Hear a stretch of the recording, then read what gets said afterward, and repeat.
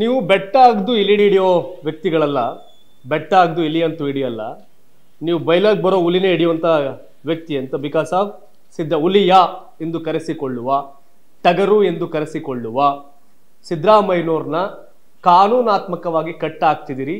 ಅವರ ತಪ್ಪನ್ನ ಎತ್ತಿ ಎತ್ತಿ ತೋರಿಸಿದಿರಿ. ಒಂದು ಮಾತನ್ನ ಹೇಳಿದ್ರಿ, ಮಾಧ್ಯಮದವ್ರು ಅಬ್ಸರ್ವ್ ಮಾಡಿಲ್ಲ, ನನಗೂ ಕೇಳಿಸ್ಕೊಂಡಿಲ್ಲ. ನಿಂಗ ಯಾವಾಗ ಸತ್ತ ಅನ್ನೋದಕ್ಕೆ ಸಿದ್ದರಾಮಯ್ಯ ಉತ್ತರನೇ ಕೊಟ್ಟಿಲ್ಲ. 68ಕ್ಕೂ ಮುನ್ನ ಸತ್ತಂತಹ ನಿಂಗನ ಹೆಸರಲ್ಲೇ ಡಿನೋಟಿಫೈ ಮಾಡವ್ರೆ 98ರಲ್ಲಿ ಉಪಮುಖ್ಯಮಂತ್ರಿ ಆಗಿದ್ದಾಗ. ಸಿದ್ದರಾಮಯ್ಯನವರು ಯಾಮಾರಿಸಿರೋದು ಇವತ್ತಿಂದಲ್ಲ ಅವತ್ತಿಂದ ಅನ್ನೋದು ಹೇಳ್ತಿದ್ದೀರಿ.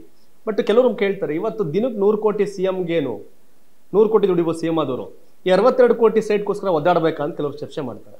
ಖಂಡಿತ. ಆದ್ರೆ 1998ರಲ್ಲಿ 3 ಎಕರೆ 16 ಗುಂಟೆ ಜಮೀನನ್ನ ಪಡ್ಕೊಳ್ತಕ್ಕಂಥದ್ದು, ಅದಕ್ಕೆ ಆಲ್ಟರ್ನೇಟಿವ್ 14 ಸೈಟ್ನ ಪಡ್ಕೊಳ್ತಕ್ಕಂಥ ಮುಂದಾಲೋಚನೆ ಇತ್ತಲ್ಲ. ಅದು ಎಷ್ಟೋ ಸೈಟ್ ಆಲ್ಟರ್ನೇಟಿವ್ ಸೈಟ್ ಬರ್ತಾ ಇತ್ತು ಅವ್ರಿಗೆ, 40-50 ಅಥವಾ 50-60 ಯಾವುದೋ ಒಂದು ರೇಂಜಲ್ಲಿ ಅವ್ರಿಗೆ ಸೈಟ್ಸ್ ಅದು ಬರ್ತಾ ಇತ್ತು.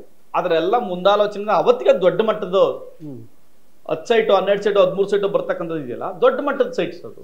ಮತ್ತೆ ಕಾಂಪನ್ಸೇಷನ್ ತಗೊಂಡಿದ್ರು ಕೂಡ ದೊಡ್ಡ ಮಟ್ಟದ ಕಾಂಪನ್ಸೇಷನ್.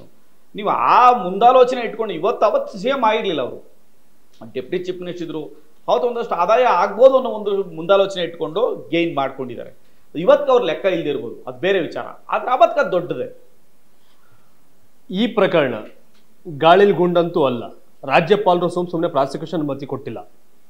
ಬಲವಾದ ಸಾಕ್ಷಿಗಳನ್ನ ನಾನು ಅದನ್ನ ಓದೆ ನೋಟಿಸಲ್ಲಿ ಸಿಎಂ ಅವರು ನಿಮ್ಮ ವಿರುದ್ಧ ಕೇಳಿ ಬಂದಿರತಕ್ಕಂಥ ಆರೋಪಗಳು ದಾಖಲೆಗಳನ್ನು ನೋಡಿದಾಗ ಮೇಲ್ನೋಟಕ್ಕೆ ಸತ್ಯ ಅಂತ ಅನ್ನಿಸಿದೆ. ನಿಮ್ಮ ವಿರುದ್ಧ ನಾವ್ ಯಾಕೆ ಪ್ರಾಸಿಕ್ಯೂಷನ್ ಅನುಮತಿ ಕೊಡಬಾರದು ಅನ್ನೋಕ್ಕೆ ದಾಖಲೆ ಸಮೇತ ಬಂದು ಉತ್ತರ ಕೊಡಿ ಅಂತ ಕೇಳಿದ್ರು. ಖಂಡಿತ. ಆಗ ಕೇಳಿ ಬಂದದ್ದು ಇಷ್ಟೇ, ನೋಟಿಸ್ ದೂರು ಕೊಟ್ಟ ತಕ್ಷಣ ನೋಟಿಸ್ ಕೊಟ್ಬಿಟ್ರು, ಇದು ರಾಜಕೀಯ ದುರುದ್ದೇಶ ಅಂತ. ಯಾಕೆ ಪ್ರದೀಪ್ ಕುಮಾರ್ ಅವರು ಈ ಪ್ರಕರಣ ಯಾವಾಗ ಫಾಲೋ ಅಪ್ ಆಗ್ತಾ ಬಂತು ಅವತ್ತೇ ಯಾಕೆ ಹೊರಗಡೆ ಬರಲಿಲ್ಲ ಇದು ಅಂತ ದೂರು ಕೊಟ್ಟಾಗ? ಇಲ್ಲ, ದೂರು ಕೊಟ್ಟಾಗ ಹೇಳ್ಕೊಂಡಿದ್ರೆ ಒಂದಷ್ಟು ಸಮಸ್ಯೆಗಳಾಗ್ತಾ ಇದ್ವು. ಒತ್ತಡಗಳು ಬಂದಿರ್ಬೋದು, ಅಥವಾ ಇನ್ಫ್ಲೂಯೆನ್ಸ್ ಬರ್ಬೋದು, ಬೇರೆ ಬೇರೆ ಕಾರಣಗಳು ಬರ್ತಿತ್ತೋ ಏನೋ. ಪ್ರಚಾರ ಪ್ರಿಯ ಅಲ್ಲ ಪ್ರದೀಪ್ ಕುಮಾರ್. ಖಂಡಿತ ಇಲ್ಲ. ನಾನು ಯಾವುದೇ ಪ್ರಚಾರಕ್ಕೋಸ್ಕರ ಮಾಡಿದ್ದೇ ಅಲ್ಲ. ಪ್ರಚಾರಕ್ಕೆ ಮಾಡಿದ್ರೆ ಅವತ್ತೇ ಹೇಳ್ತಾ ಇದ್ದೆ. ಅವ್ರ ಜೊತೆ ಅವ್ರಿಗೆ ನೋಟಿಸ್ ಕೊಟ್ಟಾಗ ಅಬ್ರಾಹಿಂ ಹೆಸರು ನೋಟಿಸ್ ಕೊಟ್ರು. ಅವತ್ತಿಗೂ ಕೂಡ ಮಾಧ್ಯಮಗಳ ಮುಂದೆ ಅದೇ ವಿಷಯಕ್ಕೆ ಚರ್ಚೆಗೆ ನಾನು ಬೇರೆ ಬೇರೆ ಚಾನಲ್ಗೆ ಹೋಗಿದ್ದೆ. ನಾನು ಎಲ್ಲೂ ಹೇಳಲಿಲ್ಲ. ನನಗೆ ಅವಕಾಶ ಬಂದಾಗ, ಸಮಯ ಬಂದಾಗ ನಾನು ಹೇಳ್ತೀನಿ ಅಂತ. ಯಾಕೆಂದ್ರೆ ಅದರಲ್ಲಿ ಕೂಲಂಕುಷವಾಗಿ ರಾಜ್ಯಪಾಲರು ಬಹಳ